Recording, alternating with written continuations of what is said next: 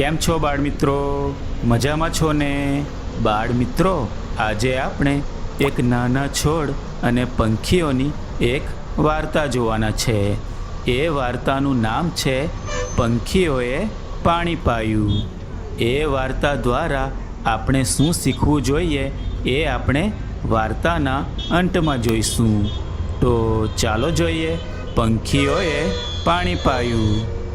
એક હતો છોડ, સાવ નાનો એવો, એટલો નાનો કે કોઈની એના પર નજર પણ ના જાય, માંડ માંડ દેખાય. ઘણા ઢોરો એની પાસેથી પસાર થઈ જાય પણ કોઈને ખ્યાલ ન આવે.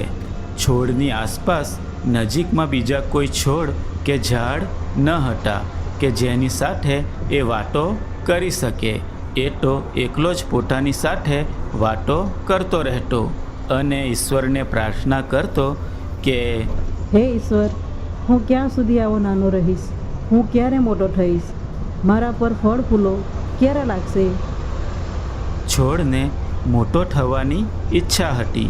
એને વઢવું હતું, ઊંચા થવું હતું, આકાશને આંબી જવું હતું, ઘેઘૂર ઝાડ બનવું હતું, એટલે કે ઘટાદાર બનવું હતું.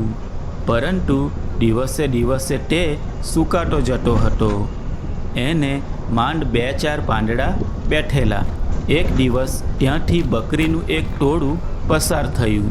તેમાંથી એક બકરીનું ધ્યાન ગયું. તે પાંદડા ખાઈ ગઈ. છોડ તો સાવ બોળો થઈ ગયો. એ છોડ પર એક પણ પાંદડું ના રહ્યું. એને રડવું આવી ગયું. એક તો હું નાનો અને માંડ 2 પાંદડા આવ્યા હતા, એ પણ બકરી ખાઈ ગઈ. એક દિવસ એક પંખી ઉડતું ઉડતું આવ્યું. આવીને છોડ પર બેઠું. છોડ એનો ભાર ખમી શક્યો નહીં અને એ તો વળી ગયો. તેણે પંખીને કહ્યું, તું મારા પરથી ઉડી જા, હું તારો ભાર સહી શકતો નથી. કાં તો સાવ વળી જઈશ કે તૂટી જઈશ. આ સાંભળી એ પંખી ત્યાંથી ઉડી જાય છે. એ નાના છોડને તો હાશકારો થયો અને બોલ્યું, હાસ, હવે થોડી શાંતિ થઈ. એક દિવસ ફરી એક પંખી ઉડીને નીચે આવ્યું. છોડની સામે બેઠું અને એણે છોડને પૂછ્યું, તું કેમ સાવ ડૂબળો પાતળો અને નીચો છે? તારામાં લીલાશ કેમ નથી? તું કેમ સૂકો સૂકો થઈ ગયો છે? તારા પાંદડા ક્યાં ગયા? પંખીને આવું પૂછતા જોઈ છોડને નવાઈ લાગી, કારણ કે એ છોડને આજ સુધી કોઈએ આવું પૂછ્યું ન હતું. અને એ છોડ કહે, હજી હું નાનો છું, ઘણા દિવસ ગયા પણ હું વધી શક્યો નથી. હું કેટલાય દિવસથી તરસ્યો છું. મારા મૂળ પાણી વિના અકળાઈ રહ્યા છે. મને કોઈ પાણી પાતું નથી. મારા 2-4 પાંદડા હતા, તે પણ એક બકરી ખાઈ ગઈ. આ સાંભળી છોડ પર પંખીને દયા આવી. તે ઉડ્યું અને ઉડતું ઉડતું દૂર એક તળાવ હતું ત્યાં પહોંચ્યું. અને તળાવના કિનારે જઈ એણે પોતાની નાનકડી ચાંચમાં એકાદ ટીપું પાણી લીધું અને પછી ઉડતું ઉડતું છોડ પાસે આવ્યું અને ચાંચમાંનું પાણીનું ટીપું છોડના મૂળમાં ઠાલવી દીધું. પંખીની ચાંચમાં તો એક જ ટીપું પાણી રહે અને એક ટીપા પાણીથી શું વળે? છોડને તો લાંબા સમયની તરસ હતી. છોડને જોઈને પંખી બધી વાત સમજી ગયું ને ત્યાંથી પાછું ઉડ્યું અને એ તો ઉડતું ઉડતું એક ઘેઘૂર ઝાડ ઉપર પહોંચ્યું. એ ઝાડ ખૂબ મોટું અને ઘટાદાર હતું. ત્યાં પંખીઓનું મોટું ટોળું બેઠું હતું, જેના પર મોર, પોપટ, બગલો, સારસ, કબૂતર, કાબર, કોયલ, હંસ, ચકલી જેવા વિવિધ પ્રકારના પંખીઓ હતા. ત્યાં જઈને એ પંખીએ ઝાડ પર બેઠેલા પંખીઓને કહ્યું કે, ઓ મારા વાલા પંખી મિત્રો, મારી વાત સાંભળો. અહીંથી થોડે દૂર એક નાનો છોડ છે જે સાવ સુકાઈ ગયો છે. એને પાણીની ખૂબ જરૂર છે. જો એને ટૂંક સમયમાં પાણી ના મળે તો એ સુકાઈને મરી જશે. મને એવું લાગે છે કે આપણે એની મદદ કરવી જોઈએ. આમ પંખીના ટોળાને એણે તરસ્યા છોડની વાટ કરી. તો બધા પંખીઓ કહે, આપણે એ છોડની મદદ ચોક્કસ કરવી જોઈએ. આમ સૌ પંખી સંમત થયા. પંખીઓ તો બધા પાંખો ફફડાવતા ઉડ્યા અને તળાવને કિનારે ઉતર્યા અને સૌએ પાણીથી ચાંચો ભરી લીધી અને ત્યાંથી ઉડ્યા.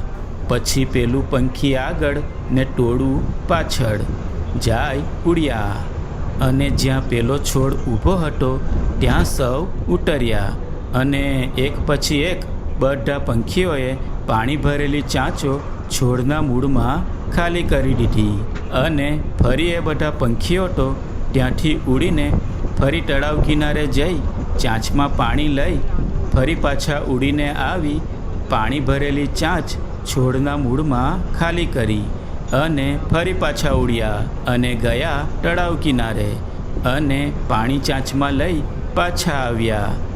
આવા 10-15 ફેરા કર્યા ને છોડના મૂળને બરાબર પાણી મળ્યું. એની લાંબા વખતની તરસ છીપાઈ અને છોડને ઓળકાર આવ્યો. હાસ હાસ. આવી રીતે પછી તો દરરોજ પંખીઓનું ટોળું આવે ને તળાવમાંથી પાણી લાવીને છોડને પીવડાવે. આવી રીતે દિવસો અને મહિનાઓ સુધી પંખીઓએ આ કામ કર્યું. રોજ ચાંચમાં પાણી લાવીને છોડને પાયું. છોડ લીલોછમ થયો અને ધીમે ધીમે છોડ વધવા લાગ્યો અને પછી ઉનાળો પૂરો થયો અને ચોમાસું બેઠું. ધીમે ધીમે કાળા ડિબાંગ વાદળોથી આકાશ છવાઈ ગયું. વીજળીનો કડકડાટ થવા લાગ્યો ને ધોધમાર વરસાદ પડ્યો. આખું ચોમાસું મન મૂકીને વરસ્યું અને પાણીની રેલમછેલ થવા લાગી. છોડને તો બસ આટલું જ જોઈતું હતું. આમ ઘણા ચોમાસા છોડ પર વરસ્યા. ધીમે ધીમે એ છોડ વધતું ગયું. વર્ષો ગયા અને આજે એ છોડ મોટું ઘટાદાર ઝાડ થઈ ગયું છે. પંખીઓનું ટોળું દરરોજ ઝાડ પર આવીને બેસે છે, ગીતો ગાય છે. એ જોઈ ઝાડ ખુશ થઈ જાય છે. એ તો ડાળીઓને ડોલાવતું અને પાંદડા રણજણાવે છે. એ ઝાડ પાસેથી મુસાફરો અને પ્રાણીઓ પસાર થતા ત્યારે એ ઝાડના છાંયડામાં આરામ કરવા બેસતા. એ જોઈ ઝાડને ખૂબ આનંદ થતો. એક દિવસ સાંજના સમયે આકાશમાંથી એક વાદળી આવી ને ઝાડની ડાળી પર બેસી ગઈ અને ઝરમર ઝરમર વરસી. ઝાડ નાહી રહ્યું. ઝાડને ખૂબ આનંદ થયો. વાદળી કહે, કેમ ઝાડ દાદા, ભર ઉનાળે મેં તમને નવડાવ્યા ને. ત્યારે ઝાડને યાદ આવે છે કે એક સમયે પોતે સાવ નાનો છોડ હતો ને પંખીઓએ પાણી પાઈને એને ઉછેર્યો હતો. ઝાડ વાદળીને કહે, આજે હું જે પણ છું એ પંખીઓને લીધે છું. જો એમણે પાણી ના પાયું હોત તો હું સુકાઈ ગયો હોત. આવી રીતે ઝાડ વાદળીને માંડીને આ વાત કરે છે. ઝાડની વાત સાંભળીને વાદળી કહે છે, ખરેખર પંખીની જાત જ દયાળુ છે. તો બાળ મિત્રો, મજા આવીને વાર્તા જોવામાં.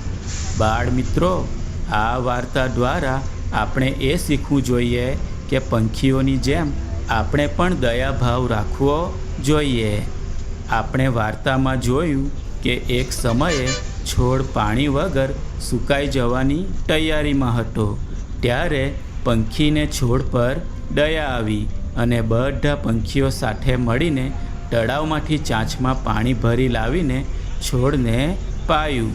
તેથી એ છોડ ધીરે ધીરે તાજો થયો અને એને જીવનદાન મળ્યું. અને પછી તો એ ઘટાદાર વૃક્ષ બન્યું અને પછી તો એના પર પંખીઓ બેસતા. પ્રાણીઓ અને માણસો એના છાંયડામાં બેસતા ને આનંદ કરતા. તેમ બાળકો, આપણે પણ આપણી નજીક આસપાસ કોઈ જરૂરિયાતમંદ હોય જેને મદદની આવશ્યકતા હોય અને આપણી પાસે મદદ કરવાની ક્ષમતા હોય તો ચોક્કસ મદદ કરવી જોઈએ.